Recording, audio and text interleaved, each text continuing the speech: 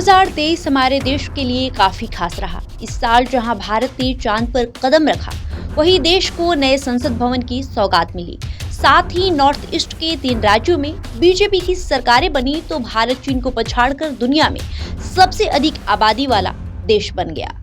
इतना ही नहीं, इस साल मणिपुर में हुई हिंसा ने जहां लोगों को झकझोर कर रख दिया, तो करीब 28 दलों ने मिलकर Indian national development inclusive alliance बनाया।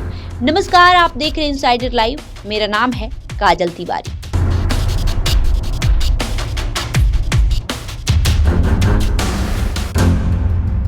आजादी के 78वें साल के उपलक्ष्य में हम आपको साल 2023 की उन महत्वपूर्ण घटनाओं के बारे में बताने जा रहे हैं जो न सिर्फ देश बल्कि देश के बाहर भी चर्चा का विषय रहा।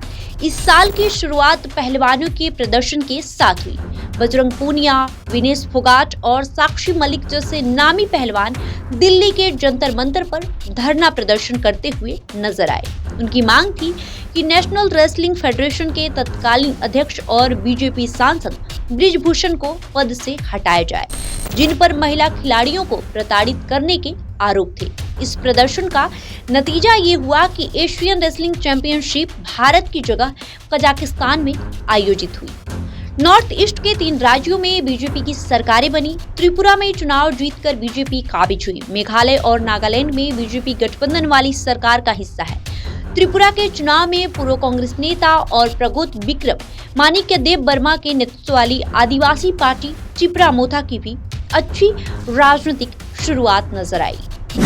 वहीं सांसद हत्याकांड के गवाह उमेश पाल की सरेआम हत्या के आरोप में अतीक अहमद और उनके भाई अशरफ को गिरफ्तार कर लिया गया। गिरफ्तारी के बाद 15 अप्रैल को अतीक अहमद और उनके भाई अशरफ को मेडिकल चेकअप के लिए ले जाया जा रहा था। इस दौरान 3 युवकों ने आकर उन्हें गोलियों से भून डाला। दोनों की मौके पर ही मौत हो गई। ये पूरी घटना वहां मौजूद कैमरों के जरिए टीवी पर लाइव टेलीकास्ट हुई थी। इस साल अप्रैल माह में भारत चीन को पछाड़कर दुनिया में सबसे अधिक आबादी वाला देश बन गया। भारत को अब अपने डेमोग्राफिक डिविडेंड का फायदा मिलने की उम्मीद है, क्योंकि अब देश की कुल आबादी में कामकाजी लोगों की संख्या ज्यादा बढ़ गई।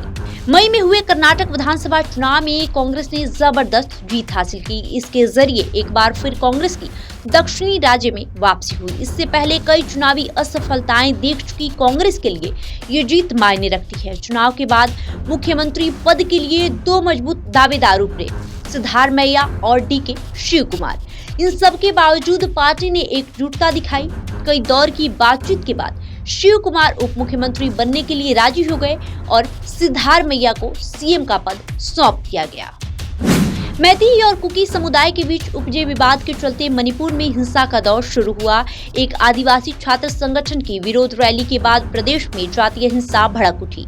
इसका कारण बताया गया मणिपुर उच्च अदालत का राज्य सरकार को मैती समुदाय को अनुसूचित जनजाति का दर्जा देने की मांग पर केंद्र को सिफारिश भेजने का निर्देश। इसका जनजातीय समुदायों ने जमकर विरोध किया, जिससे अशांति फैल गई और हालात खराब हो गए। मैती और कुकी समुदाय के आपसी विवाद में 180 लोगों की जान चली गई। 2023 में भारत को नए संसद भवन की भी सौगात मिली। ये नया भवन देश के पुराने भवन के ठीक बगल में स्थित है, जिसका उद्घाटन 28 मई को प्रधानमंत्री नरेंद्र मोदी ने किया। पुरानी इमारत में जगह की कमी को देखते हुए सेंट्रल विस्टा प्रोजेक्ट के तहत नए संसद भवन का निर्माण किया गया, जिससे लोकसभा कक्ष में 888 सीटें और राज्यसभा में 384 सीटें हैं।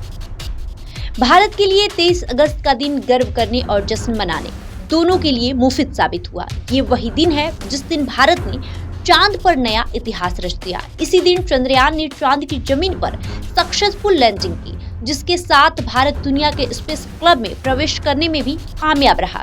चंद्रयान 3 के साथ भारत चांद के दक्षिणी ध्रुव पर उतरने वाला पहला देश बन गया। पीएम नरेंद्र मोदी ने इसे सदी के सबसे प्रेरणादायक क्षणों में से एक बताया। 9 और 10 सितंबर को भारत ने दुनिया भर के नेताओं की मेजबानी की। मौका था G20 शिखर सम्मेलन का। आयोजन जितना विशाल था, राजधानी दिल्ली को भी उसी शान से सजाया गया था। सजी हुई सड़कें, खूबसूरत फव्वारों और चमचमाते फुटपाथ से G20 की राहें रोशन की गई थी। बात करें इस महत्वपूर्ण सम्मेलन के परिणामों की, तो उसमें अफ्रीकी संघ के समूह को शामिल करना, ग्लोबल बायोफ्यूल गठबंधन, टिकाऊ बायोफ्यूल को अपनाने की दिशा में भी कदम उठाए गए। नवंबर में 5 राज्यों में चुनाव हुए, जिनके नतीजे दिसंबर में आए, जिसमें बीजेपी ने मध्य प्रदेश, छत्तीसगढ़ और राजस्थान पर जीत हासिल की। कांग्रेस ने तेलंगाना में जीत दर्ज की। चुनाव से पहले तक छत्तीसगढ़ और मध्य प्रदेश, इन दोनों राज्यों में अपनी जीत के लिए कांग्रेस आश्वस्त थी, लेकिन ये दोनों ही राज्य कांग्रेस के हाथ से तो निकले ही, बीजेपी ने यहाँ बम्पर जीत हासिल की।